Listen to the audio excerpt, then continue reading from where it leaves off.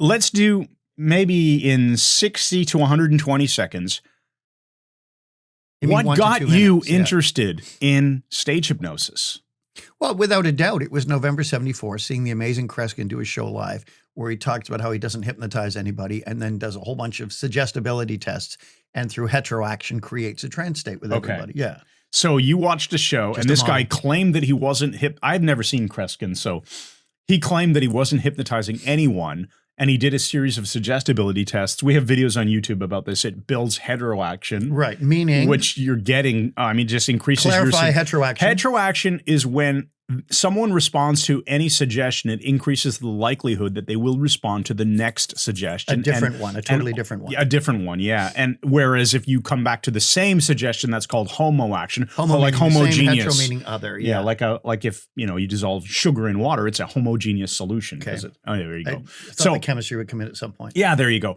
So heteroaction is often used to ladder up. So to start with the easy stuff, like getting someone's hands locked. Yeah. Or hand have lock, or one of those mechanical type of the magnetic fingers where they notice as their fingers are relaxing, you don't tell them that their fingers are moving closer together and you have them thinking that their hands are magnetic and responding to your suggestion. That's going to make it much easier for you to have them respond to something like their foot stuck on the floor or forgetting their name or whatever it is. So you got interested in hypnosis by watching Kreskin. He claimed he wasn't doing any hypnosis whatsoever. Did you know better at the time? Well, I volunteered. I was on stage. Tell me more about that. It was kind of interesting because his show was in two parts. I saw him at Minkler Auditorium in Toronto at Seneca College. Nice amphitheater style theater. Anyway, he did, first part is his mentalism, does some mind reading, telepathy, sort of psychic stuff, all the usual fake stuff that we all do, like from Darren Brown to the rest of us.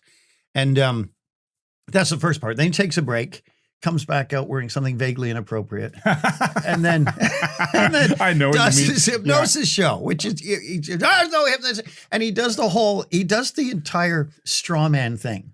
He's about 150 now, and he's still doing about 5 gigs a week, and I credit him for that. And is he still performing? He did it almost every night. He did class act dinner theater when I was doing it. He'd do it too. No way. In Whitby. I had no idea. Okay. Yeah. So anyway, he'd do his whole show, but he would do the straw man. He'd say, hypnosis is not a special state and it doesn't exist. Well, no one's saying it's a special state. So so remind people, what is a straw man? A straw man is when you redefine the argument. You set up an argument that's knock it down BS and then, to begin with. Claim victory. So it's like he claims that hypnosis is not a special state, meaning that I have to prove it's a special state and it isn't. And he says, see? So it doesn't exist. Well, I'm not framing it as a special state. I'm saying it's a naturally occurring state that's maintained through certain behavior because I'm smarter than Kreskin.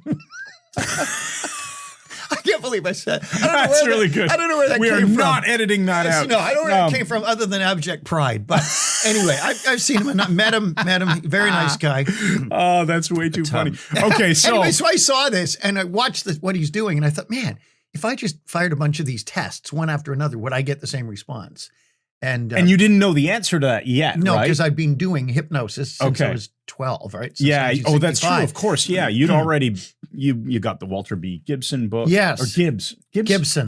Oh, my brain is not working today, Mike. Had a stroke. Gibson, Walter B. Gibson. Yeah. Yes. The difficult hypnotic subjects chapter where you learned the Walter B. Gibson induction. You used it on your neighbor, Wayne Gibbs. That's where I'm screwing it up because it's Gibson. Okay, that makes sense. You're sort of off the hook. Yeah.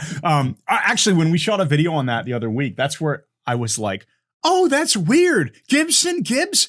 What a strange coincidence. Yeah, one of those things that almost borders on being interesting. Anyway, that's what screwed me up. There you go. But I admit it, so it's okay. It's okay. Gibbs. I know, it is kind of an interesting coincidence. But the bottom line is, Chris, when I saw that got me intrigued by doing stage stuff and started doing the stage shows. Did you understand the concept of heteroaction at that point in time? No. Okay, because you were what? You were 20? 21. 21? Oh, yeah. And so how long from you watching Kreskin on stage to you getting booked for your first gig? Actually, I say 2 months, but it was actually 1 month. Oh my goodness. Okay, so you were 21. My first show, here's a deep, dark secret. I thought about this the other day.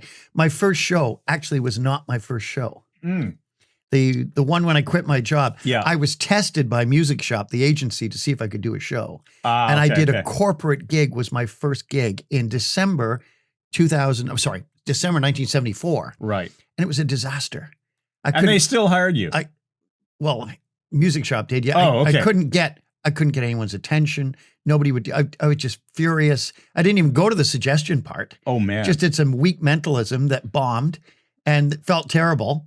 And anyway, they put me on this talk show. I guess they figured that was a safe. I am. It's depressing as hell. I got it right. Yeah.